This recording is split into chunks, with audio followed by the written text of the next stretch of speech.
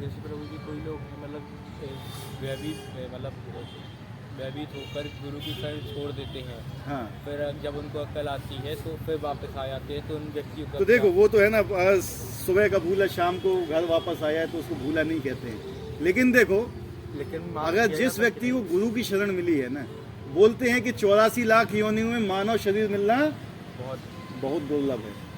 84 लाख योनियों में मानव शरीर मिलना बहुत दुर्लभ है, और वही शरीर भारतवर्ष में मिला तो उससे भी दुर्लभ होता है वो। और हिंदू धर्म और भारतवर्ष में रहती हुई हिंदू में सनातन धर्म में मिला, वैष्णव परिवार में जन्म मिल लिया, तो वो तो और भी दुर्लभ है। उतने से भी बाद में अगर आपको एक गुरु का आश्रय मिला, उससे भी दुर्लभ है, उससे भी दुर्लभ है। यार गुरु के वचन आपको समझ में आने लगे, आप उनका पालन कर लगे, उससे भी दुर्लभ है। यार इन सब चीज़ों के करने के बाद भी आप उसको पालन नहीं कर पा रहे हो, तो आपसे बड़ा भाग्यहीन व्यक्ति, दुर्भाग्यशील व्यक्ति दुनिया में कोई है ही नहीं। अगर आपने गुरु की शरण छोड़ दी, आप गुरु से दूर चले गए, जानबूझ के अनजाने में किसी भी तरह से, कहते हैं हमारे आचार्य लोग कहते हैं कि अगर भक्तों का मल भी साफ करना पड़े, याद रखना मेरी बात, भक्तों का मल भी आपको साफ करना पड़े तो भी उनका संग मत छोड़ना। इतना याद रखना, भगवान के जो शुद्ध भक्त होते हैं उनका अगर मल भी आपको साफ करना पड़ रहा है तब भी उनकी संगति को मत छोड़ना। अगर संगति आपने छोड़ दी तो खत्म खेल, कोई नहीं है बचाने वाला। किस किस ने डिस्कवरी चैनल देखा है? सब देखते हैं। वाइल्ड लाइफ कौन कौन से देखते हैं? जब भी भैंसें होती हैं ना, भैंसा झुंड में होता है, कोई टाइगर उनके ऊपर आक्रमण नहीं करता है। कोई भी शेर कब आक्रमण करता है? हट जाती है जब वो अलग हो जाता है साइड से। इसलिए जब तक भक्तों का संग होता है ना, जब तक माया अटैक नहीं कर पाती है, क्योंकि अगर एक भक्त गलत चला जाएगा ना, दूसरा भक्त उसको संभाल लेगा। लेकिन जो व्यक्ति ये सोचता है कि मैं अकेले में रह के, मुझे भक्तों की जरूरत नहीं है, मैं अकेले में रह के सब कुछ कर लूंगा, शेर उसको पछाड़ देगा। माया से कोई नहीं जीत सकता अकेले। माया से जीतने के लिए गुरु का साथ चाहिए और भक्तों का संग चाहिए। भक्तों का संग बहुत दुर्लभ है। अगर आपको अगला जन्म भगवत धाम में भी नहीं मिलता है ना, तो भगवान से यही प्रार्थना करनी चाहिए। चैतन्य महाप्रभु ने बोला है, मम जन्मनि जन्मनीश्वर भगवत भक्ति रहे तू की तो। मुझे जन्मों जन्मों में भगवान के भक्तों का संग मिले, ये होना चाहिए हमारी प्रार्थना भगवान से।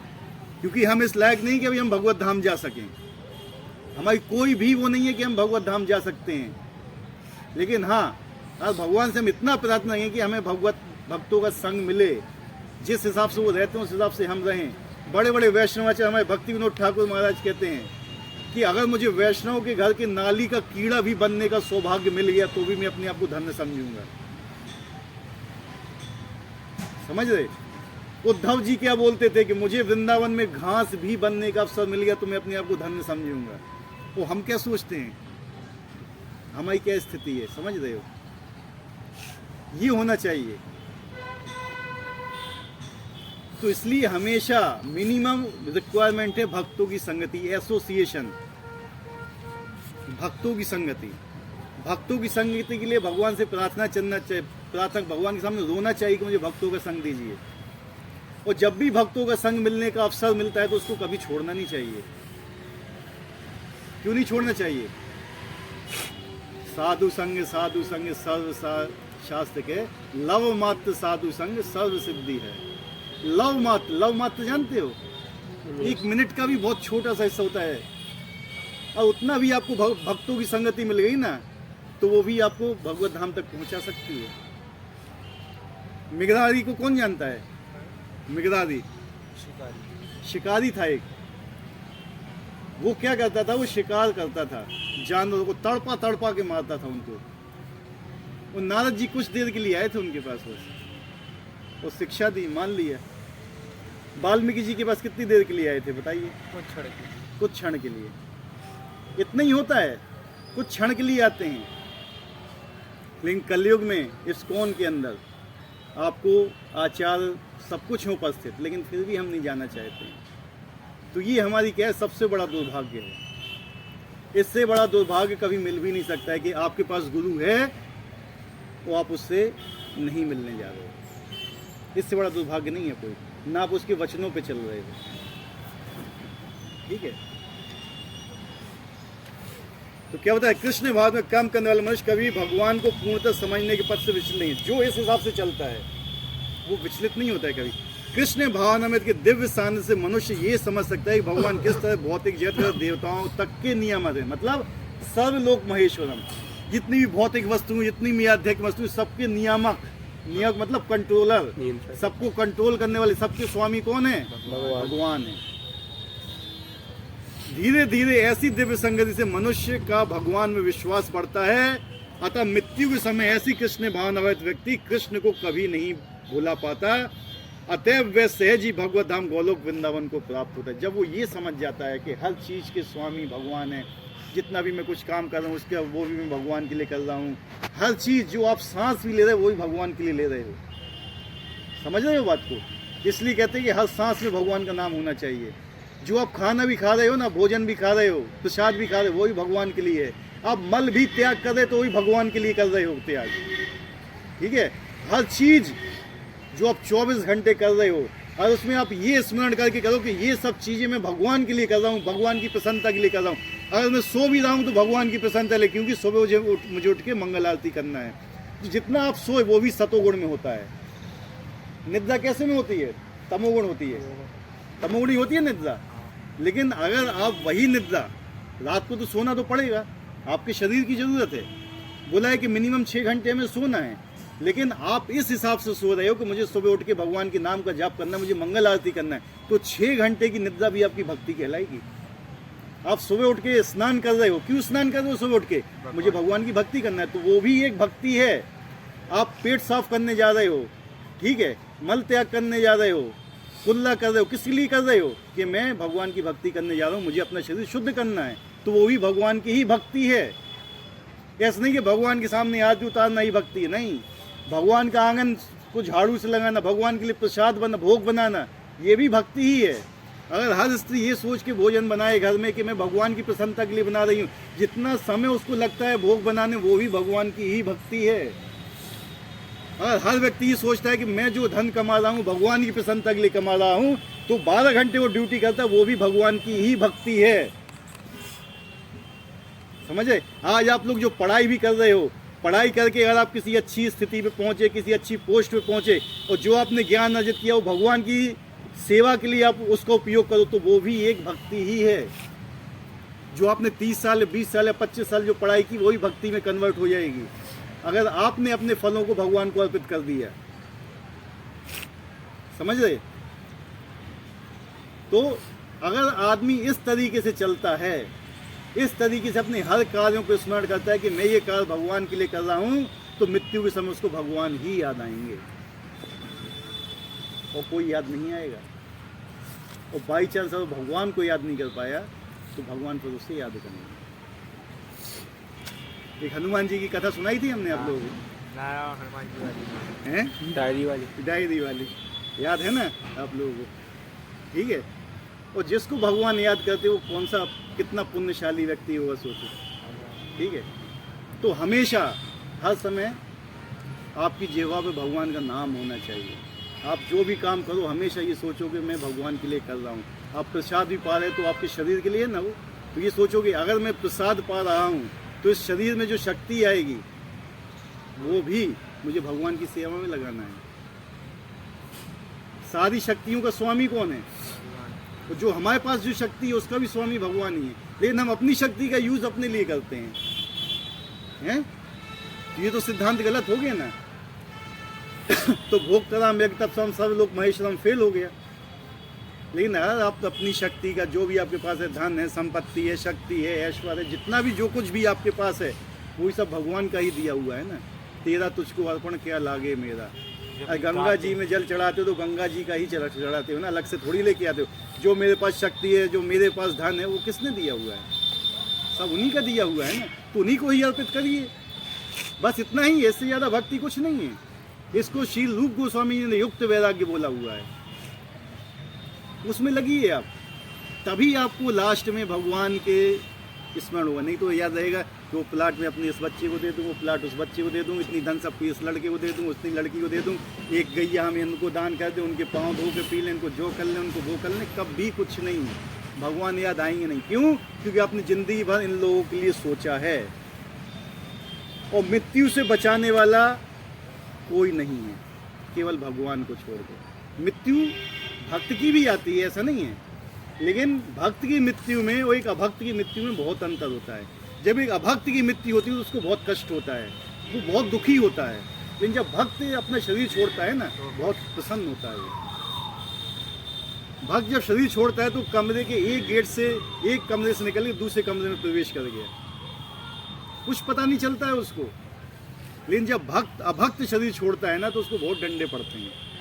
80 लाख नहीं, हाँ है 80 लाख बहुत बिच्छू का डंक, एक साथ बिच्छू डंक मारे 80 लाख। जितना कष्ट होता है उतना मृत्यु के समय कष्ट होता है। और जब वो आता और है, हम भी हजारों बार मर चुके हैं। अभी आपको मरे कितने साल हो गए हैं बताइए हमें? 15 साल से मरे हैं? 15 साल के पहले मर तो चुके हो ना, हैं? फिर मरोगे आगे, तो इससे कैसे बच सकते हो? एक बार जन्म हो दोबारा मृत्यु ना हो बस। और वो जन्म कहाँ होगा? वैकुंठ में जन्म होगा। समझे? सब आदमी मर चुका है। मैं मरा हूँगा शायद 50 साल पहले, आप मरे होंगे 20 साल पहले, कोई मरा होगा 25 साल पहले। मरे तो सभी हैं ना, कोई ऐसा है जो मरा नहीं होगा। मरने के बाद ही जन्म मिलता है। लेकिन ये कहोगे तुम्हें इस समय मनुष्य योनि में जन्म मिला, कोई ऐसे आपने कर्म किए होंगे कि आपको ये सत्संग मिला। यहाँ आने के लिए भी आपको करोड़ों जन्म लग गए इस स्थिति में बैठने के लिए। 5 मिनट के लिए ठीक है, करोड़ों जन्म लग गए भगवत गीता का प्रवचन सुनने के लिए। यार आप इसको फॉलो कर ले जाओगे, ठीक है। यह 7वां अध्याय विशेष रूप से बताता है कि कोई किस प्रकार से पूर्णतः कृष्ण भावना भावित हो सकता है। कृष्ण भावना का शुभारंभ ऐसे व्यक्तियों के सानिध्य से होता है वो कृष्ण भावना भावित होते हैं। मतलब जो भगवान के लिए अपने सारे कर्म करते हैं, अगर आप उन व्यक्तियों की संगति में रहोगे तो आप अपने आप वो करना सीख जाओगे। कहते हैं कद्दू को देख के, खरबूजे को देख के खरबूजा रंग बदलता है ना, खरबूजे को देख के खरबूजा रंग बदलता है। समझ रहे हो बात को? तो अगर आप भक्तों की संगति में रहोगे, कृष्ण भावनावाद भक्तों की संगति में रहोगे तो आप भी वैसे ही हो जाओगे। इसलिए एसोसिएशन संघ बहुत आवश्यक। इसलिए शील प्रभुपाद ने क्या बनाया है? अंतरराष्ट्रीय कृष्ण भावनामृत संघ। संघ मतलब क्या है? लोगों का एसोसिएशन। मतलब वहाँ पे आपको भक्त मिलेंगे, कौन से? जो कृष्ण के लिए कर्म करते हैं और पूरे संसार में है ये। तो अंतरराष्ट्रीय कृष्ण भावना भावित संघ यानी इस्कॉन। तो अगर आप यहाँ पे एसोसिएशन करोगे, यहाँ पे लोग, आप पुस्तक वितरण करोगे, कुछ भी करोगे, तो ऐसे लोगों का संग करोगे, तब आप भगवान की सेवा में जा सकते हो और मृत्यु के समय आपको भगवान का स्मरण होगा। ऐसा सानिध्य आध्यात्मिक होता है, उससे मनुष्य प्रत्यक्ष भगवान के संसर्ग में आता है और भगवत कृपा से वे कृष्ण भगवान को समझ सकता है। साथ ही वे जीव के वास्तविक स्वरूप को समझ सकता है और ये समझ सकता है कि किस प्रकार जीव कृष्ण को भुलाकर भौतिक कार्यों में उलझ जाता है। तो क्या बताया? जो जब भक्तों का संग होता है ना आपको, तब व्यक्ति समझ पाता है कि हाँ मैं कष्ट में हूँ। जब तक भक्तों का संग नहीं आएगा ना, वो तब तक नहीं समझ पाएगा कि मुझ में कष्ट है। जब वो ये समझ लेता है कि मुझे अब कष्ट फील हो रहा है, मैं क्यों यहाँ फंसा हुआ हूँ। अगर घर में आग लगी हो, घर के अंदर आग लगी हो, वो आप बढ़िया चादर तान के सो रहे हैं, तो क्या बोला जाएगा आपको? बहुत बड़ा है? घर में आग लगी हो, बढ़िया धुंधा घर जल रहा हो, तो पता भी चल जाए, और पता भी चले आपको कि मेरा घर जल रहा है, फिर भी आप सो रहे हो, तो वो स्थिति हमारी है। हमें जलन होना चाहिए। यहाँ पे क्या होना चाहिए? जलन। जल रहे हैं लेकिन हमें फील ही नहीं होता है, हमें तो बढ़िया महसूस हो रहा है, बढ़िया जलन होना चाहिए। हम इस भौतिक संसार में क्यों फंसे हुए हैं? ठीक है, जब तक वो जलन नहीं होगी ना, तब तक भगवान याद नहीं आएंगे। तो जब पता चल जाएगा कि मेरे घर में आग लगी, तो कैसे चिल्लाओगे? बचाओ बचाओ बचाओ, ऐसे चिल्लाओगे? कैसे चिल्लाओगे? हाँ, जोर से। कैसे? बचाओ बचाओ। कि कोई दूसरा सुने। इसी प्रकार जब हमें कष्ट होता है हम चिल्लाते हैं, हरे कृष्णा कृष्णा कृष्णा हरे हरे, हरे राम राम हे कृष्ण की आह्लादनी शक्ति राधानी मुझे बचाओ, मुझे अपनी सेवा में लगाओ, मैं यहाँ तड़प रहा हूँ। जब तक आप भगवान का नाम याद नहीं कर पाओगे, जब तक आप यहाँ पे सुख की अनुभूति है। ठीक है। और यहाँ फंसने का क्या कारण है? हम भगवान को भूल चुके हैं। जब आदमी भगवान को भूलता है ना, कभी फंसता है यहाँ पे। जब भगवान याद आने लगते हैं तो यहाँ से निकलना चालू कर देता है। सत्संगति में रहने से कृष्ण भावना के क्रमिक विश्वास से जीव ये समझ सकता है कि किस प्रकार कृष्ण को भुलाने से वह प्रकृति के नियमों द्वारा बद्ध हुआ है। तो ये भी समझ सकता है कि मनुष्य जीवन कृष्ण भावना को पुनः प्राप्त करने के लिए मिला है, अतः इसका सदुपयोग परमेश्वर की अहेतुकी कृपा प्राप्त करने के लिए करना चाहिए। मनुष्य जीवन का सदुपयोग क्या है? क्या लिखा हुआ है? कृष्ण भावना की प्राप्ति। बस इंजीनियर बनना नहीं, डॉक्टर बनना नहीं। हाँ वो बनिए आप अपने शरीर के लिए, शरीर का भी पालन करना है। बनिए, डॉक्टर बनिए, इंजीनियर बनिए, टीचर बनिए, प्रोफेसर बनिए, IITians बनिए, सब कुछ बनिए, लेकिन भगवान को मत भूलिए। अगर आप भगवान को भूल गए तो फिर गड़बड़ है। जो भौतिक उपाधियाँ होती हैं ना, जो डिग्रियाँ, ये डिग्री जानते हो ना, मैंने ये डिग्री ले ली, वो डिग्री ली, फलानी डिग्री, ये सब जीरो के बराबर है। किसके बराबर? जीरो। मैंने BA कर लिया 1 जीरो, MA कर लिया 1 जीरो, PhD कर लिया 1 जीरो, फलाना डिग्री कर लिया 1 जीरो। इसकी कोई वैल्यू है जीरो की? अगर जीरो के आगे 10 जीरो लगा दिए हैं तो कोई क्या वैल्यू होगी उसकी? कुछ नहीं, जीरो जाएगा। हैं? गणित सब पढ़े हुए हो ना। अगर 10 जीरो लाइन से रख दिए गए तो क्या वैल्यू रहेगी उसकी? जीरो। अगर 10 जीरो के आगे एक कृष्ण भावनामृत का 1 लगा दिया जाए तो वैल्यू बढ़ जाएगी। कितनी? जितनी डिग्री होंगी उतनी उसकी वैल्यू बढ़ जाएगी। आप जितनी भी डिग्रियाँ लगाइए, जितनी भी डिग्री अर्जित कीजिए, लेकिन उसके अंदर भगवान का नाम फिक्स कर दीजिए 1। 10 जीरो लगाए, जीरो वैल्यू है। 10 जीरो के आगे 1 लगा दिया आपने, भगवान का नाम, कितनी बड़ी वैल्यू होगी सोचो। और तो हमें केवल यही करना है। समझ गए ना बात को? इस अध्याय में जिन अनेक विषयों की विवेचना दी गई है वे हैं दुख में पड़ा हुआ मनुष्य, जिज्ञासु मानव, अभावग्रस्त मानव, ब्रह्म ज्ञान, परमात्मा ज्ञान, जन्म मृत्यु तथा रोग से मुक्ति एवं परमेश्वर की पूजा। किंतु जो व्यक्ति वास्तव में कृष्ण भावनामृत को प्राप्त करता है वह विभिन्न विधियों की परवाह नहीं करता। विशेषकर क्या है ना, आजकल लोग क्या है, कष्ट से बचने के लिए पीछे पड़े हुए हैं, दुखों से बचने के लिए। लेकिन भगवान ने क्या बोला है? दुखालयम अशाश्वतम। ये संसार दुखों का सागर है, यहाँ आप दुखों से बच ही नहीं सकते हो। आप ब्रह्मांड में ब्रह्मलोक भी चले जाइए, बचोगे नहीं आप। आपके कर्म पता किस तरीके के होते हैं? कर्म होती है आपकी परछाई की तरह, जहाँ जहाँ आप जाओगे साथ में जाएगी, परछाई आपकी साथ जाएगी। आप अगर ये सोच लोगे मैं महुआ में रह रहा हूँ, मैं महुआ से कहीं दूसरी जगह चला जाऊँगा तो सुखी हो जाऊँगा, ब्रह्मलोक तक भी चले जाना, जो कर्म पीछे पड़ा है वो ब्रह्मलोक में भी आपको नहीं छोड़ेगा। समझे बात को? कर्म छोड़ेगा नहीं आपको, केवल एक शर्त पे छोड़ सकता है वो। भगवान चैतन्य महाप्रभु ने कहा है, गिरे ढाको वने ढाको सदा हरि नाम। मतलब हमेशा हरि का नाम जाप करना चाहिए, चाहे घर में रहो चाहे वन में रहो, चाहे नौकरी में चाहो चाहे बेरोजगार रहो, चाहे भूखे रहो चाहे प्यासे रहो, चाहे खा के रहो चाहे बीमार रहो, किसी तरह अगर आप भगवान का नाम ले रहे हो तब वो आपको कर्म छू भी नहीं पाएगा। नहीं तो हमारे कर्म इतने हैं ना कि नाश कर देंगे वो, इस जन्म का भी नहीं, आगे आने वाले करोड़ों जन्मों का भी। क्या होता है ना, एक कैंसर जो होता है, कैंसर बीमारी, वो आपके एक जीवन को बर्बाद करती है। कितने जीवन को? एक जीवन को। वो भी किसके द्वारा आती? कर्मों के द्वारा आती है। आपका कर्म जब फलित होता है ना, कोई दुष्कर्म कैंसर के रूप में, बीमारी के रूप में जब आते हैं, बीमारी पाप कर्मों से ही आती हैं, खाने पीने से कुछ नहीं होता है। आप ये सोचे कि मैं खाने पीने से नहीं, ये आती हैं आपके कर्मों के कारण।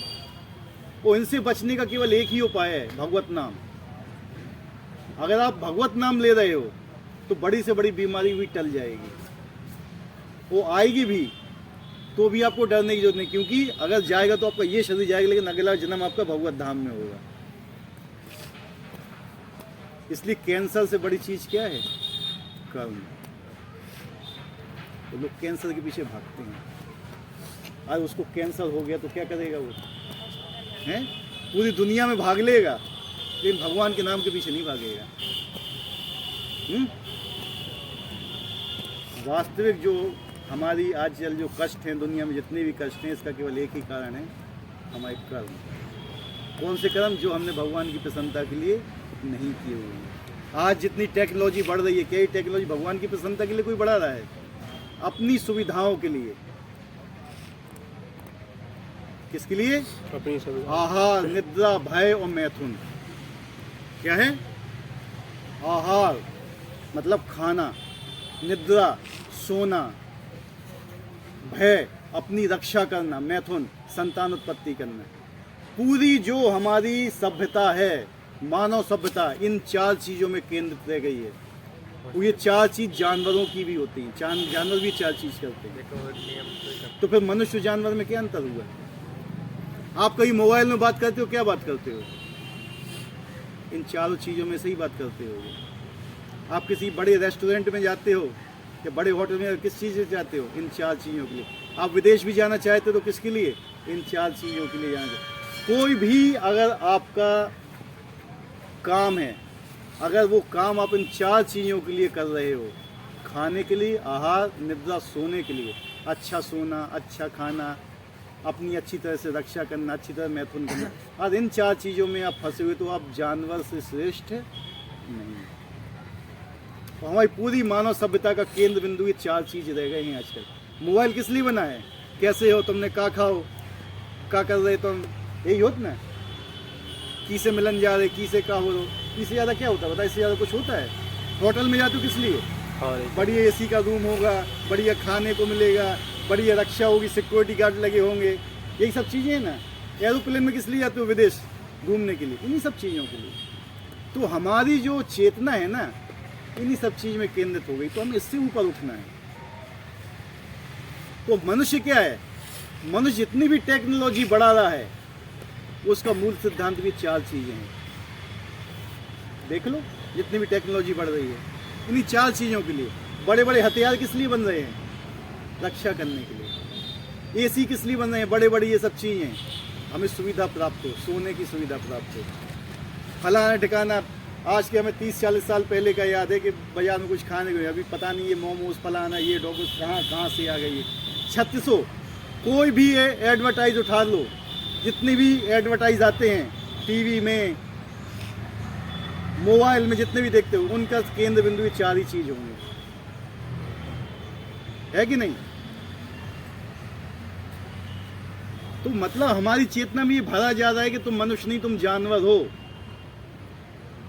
जानवर के लेवल पे आओ। लेकिन यहाँ क्या बताया जाता है कि तुम जानवर के लेवल से ऊपर उठो। यही अलग है बस आज की जो भौतिक शिक्षा है और जो आध्यात्मिक शिक्षा है, इसमें केवल यही अंतर है। ये जितनी भी भौतिक शिक्षा है आपको ये नरक लेके जा रही है। कहाँ? और ये आपको नरक से ऊपर लेके जा रही है। अब ये स्थिति आपकी है कि आप क्या लेना चाहोगे।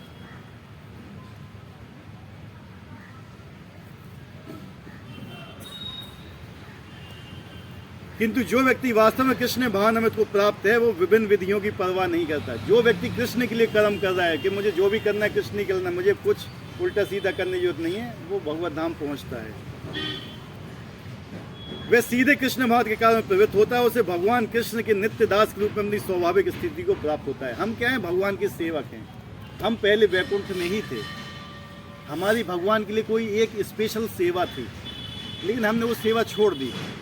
हमने भगवान से कहा कि नहीं, हम खुद सुख भोगना चाहते हैं, हम आपकी सेवा नहीं करना चाहते हैं, हम स्वामी बनना चाहते हैं। भगवान ने कहा ठीक है, जाओ स्वामी बनो। तो वो जो स्थिति है, जो वैकुंठ में हमारी स्थिति है, जहाँ पे हम थे, वो सेवा आज तक खाली पड़ी हुई है। क्या पड़ी हुई है? वो कब पूरी होगी तब हम वहाँ पहुँचेंगे।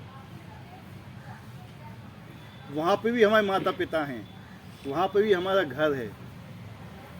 कि कभी हमें माता पिता की याद नहीं आती है? भूल गए हैं सब कुछ। वो माता पिता हमें अभी भी याद कर रहे हैं कि हमारा बच्चा कब आएगा वापस। सब कुछ है, जैसा यहाँ पे वैसा वहाँ पे है, जैसा ये सब देख रहे हो ना ऐसा वहाँ पर भी है। बस अंतर केवल इतना है कि यहाँ पे हम अपने लिए काम करते हैं, वहाँ पे हम भगवान के लिए काम करते हैं। इससे ज़्यादा कोई अंतर नहीं है दोनों जगह में। अगर आप यहाँ पे भी भगवान के लिए काम करने लगो तो ये भी आपके लिए वैकुंठ बन जाएगा। करके देखो जरा। ऐसी अवस्था में शुद्ध भक्ति में परमेश्वर के श्रवण तथा गुणगान में आनंद पाता है। जब व्यक्ति भगवान की सेवा में लगता है ना तो उसको भगवान के गुण सुनने में भी आनंद आता है, भगवान का गुणगान करता है। और व्यक्ति भगवान जितना व्यक्ति चेतना में ऊंचा होगा ना उतना ज़्यादा भगवान का गुणगान करेगा। जितना ज़्यादा भगवान से प्रेम करता है उतना ज़्यादा वो भगवान का गुणगान करेगा। आप किस व्यक्ति की प्रशंसा सबसे ज़्यादा करते हो? जिससे आप सबसे ज़्यादा प्रेम करते हो, राइट। अगर आप भगवान की प्रशंसा नहीं कर रहे हो, भगवान का गुणगान नहीं कर रहे तो आप भगवान से प्रेम नहीं करते, राइट रॉन्ग है। तो अभी आप सोच लिए कि हमारी स्थिति कहाँ पे है। मैं तो अपनी स्थिति मानता हूँ कि हम नहीं कर पाते गुणगान ज़्यादा, क्योंकि हमारा भी भगवान से प्रेम नहीं है ज़्यादा। लेकिन हमें ऐसा प्रेम जागृत करना है कि हम हमेशा भगवान का गुणगान करें, हमेशा भगवान में गुण देखें। जिससे आप सबसे ज़्यादा प्रेम करते हो उसमें अभी आपको कभी दोष नज़र नहीं आएंगे, हैं? सही बात है कि नहीं? कहते हैं ना कि भगवान को कैसे प्रेम करना चाहिए? जितना लोभी व्यक्ति धन को प्रेम करता है, कैसा? उस कामी व्यक्ति जितना स्त्री को प्रेम करता है उतना भगवान को प्रेम करना चाहिए। लोभी धन को छोड़ नहीं सकता है। कहते हैं कि जो बनिया होता है ना वो नोट गिनते हुए कभी थकता नहीं है, हैं? हकीकत बात है। बनिया को नोट दे दो। हमें बताया था एक हमारे यहाँ पे अग्रवाल जी थे, बात करते करते संजय अग्रवाल जी हैं।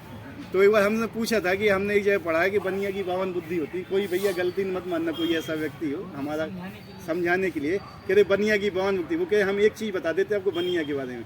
बनिया को आप नोट रख दो, रात हो जाएगी वो गिनते हुए थकेगा नहीं कभी। ये उसकी क्वालिटी होती है। क्या तो वो बचा भी रहेगा, वो गिनेगा पूरे नोट, छोड़ेगा नहीं, बात भी करता जाएगा, सब कुछ करेगा लेकिन नोट गिनना नहीं छोड़ेगा,